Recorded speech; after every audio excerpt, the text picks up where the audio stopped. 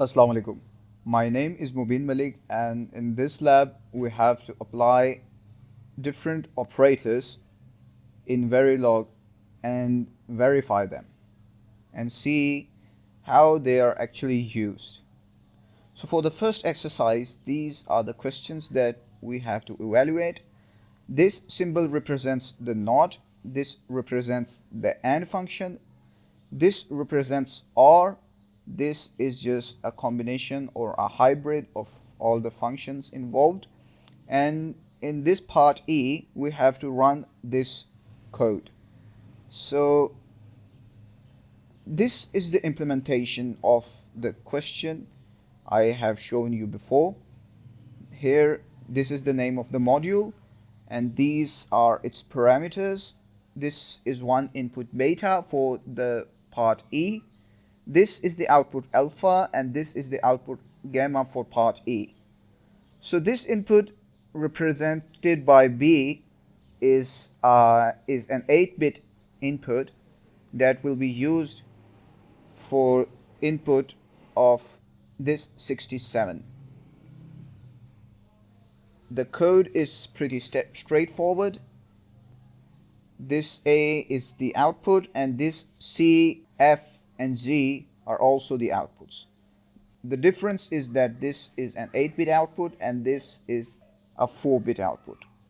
So the A is assigned the value of the NOT of B, C is assigned the value of D and operation E, F is assigned the value of G or operation H, Z is the hybrid function, and this alpha is first used as an output and the value assigned to it is the NOT of beta, and the gamma in this part, alpha becomes an input and the OR function of alpha with beta represents the gamma. So after this code is written, it can be then viewed in this RTL diagram.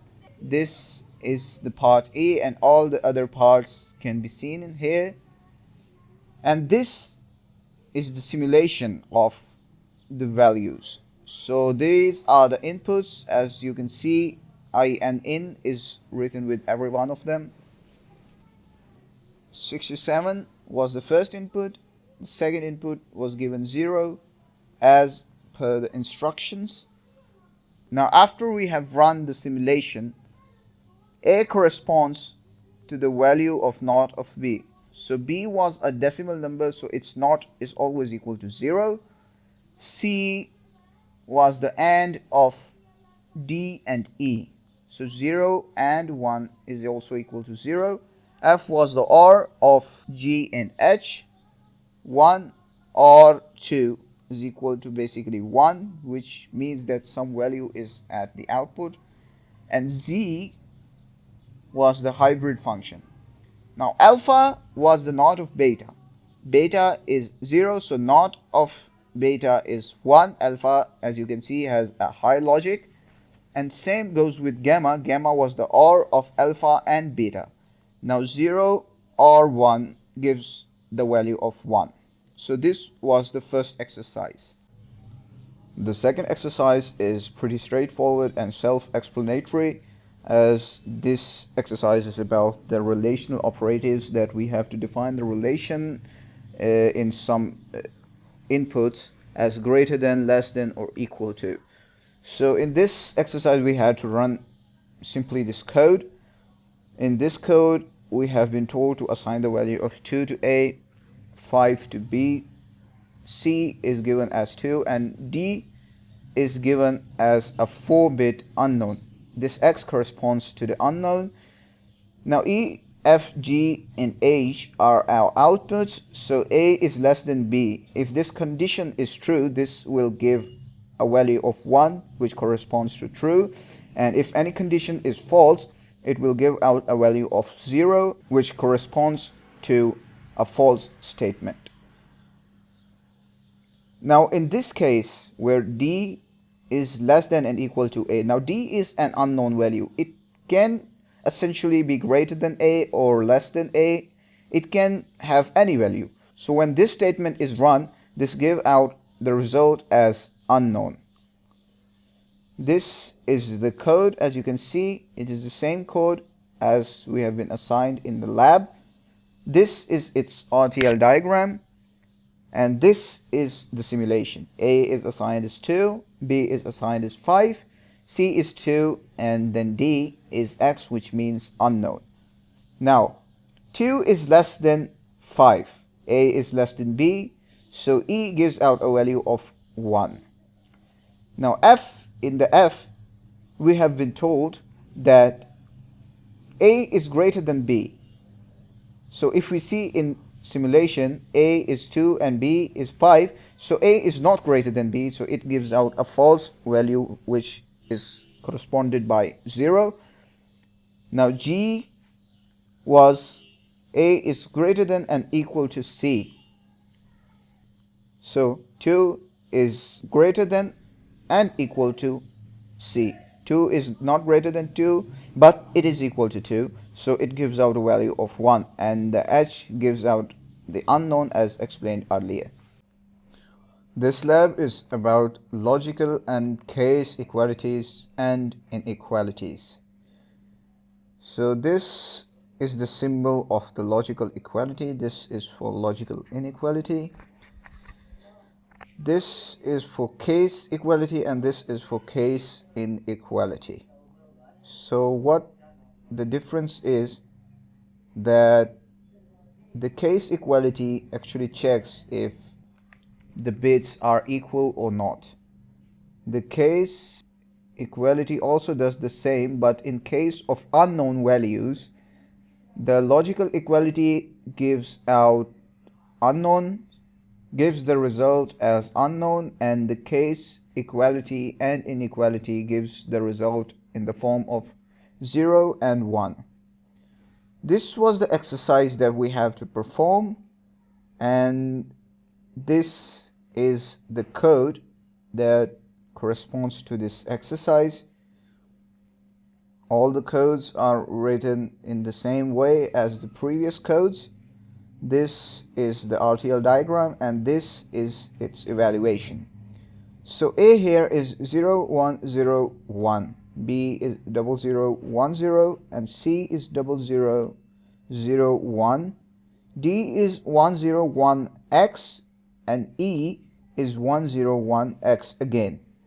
So the value of J is assigned as A is not equal to B. So as you can see, A is not equal to B, you can see by these bits here. So it gives out a 1, which means the condition is true. K is the statement which evaluates C is equal to C, which is a true and gives out a higher logic. L evaluates to D is equal to E as a logical operation, and as there is an unknown involved, the L output is also unknown. But in the case of M, when D and E have unknowns, this evaluates to 1 because there is a good chance that these bits would be 1. In the next part, this is the code that we have to execute, and this is the exercise which we have to do. This exercise is related to the bitwise evaluation, and these are the symbols. This is for the NOT, this is AND, OR, XOR, and XNOR. So when D is assigned as NOT of A, the value of A is negated bit by bit. Same goes with A and C. Each bit is compared to the bit of the other input. So this exercise is about the bit by bit evaluation. So this is the code that we have to implement, and here you can see I have the implementation. A is a 1-bit input, B, C, D, and E are 3-bit inputs, 4-bit inputs. F is again a 2-bit input. G and H are 4-bit inputs. F, G, and H are the corresponding outputs. This is the RTL diagram, and this is the evaluation. A is 1, B is 1010, C is 0011, D is a 4-bit unknown, and E is 0001. Now F is the NOT of A, so 101, the NOT of which is equal to 10.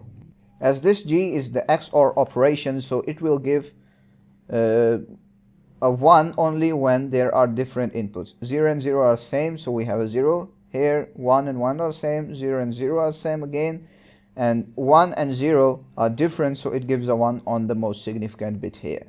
So H is the OR of D and E. Now unknown or 1 always gives a 1 whether the unknown would be 0 or 1. And unknown with 0 again can be a 1 if the value of unknown is 1, or 0 if the value of B is 0, so there is an uncertainty. So this is why these 3 bits are unknown.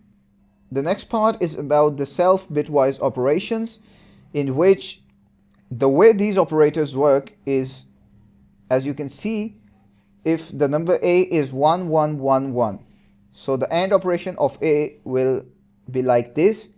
1 and 1 will give 1, then the input will be reduced to 3 bits, and then 1 and 1 again would give a 1, 1 and 1 again would give a 1, which will evaluate to 1. So this is how we have to do this exercise. This is the OR operator and this is the XOR operator. So this is the lab. So this is the code implementation, and you can see these are the input parameters. This A, B, and C are actual inputs. D, E, and F are outputs. A has the OR. D is assigned the AND operation of A. So if the value of A, as I have told you before, is 1111, it will give out 1 because the bitwise operation is being performed on A. This is the RTL diagram, and this is the simulation. Now D is equal to AND of 1 0. So 1 0 and 1 gives 0, and 0 and 0 gives 0 for the whole number. So the D is at a lower logic, or 0.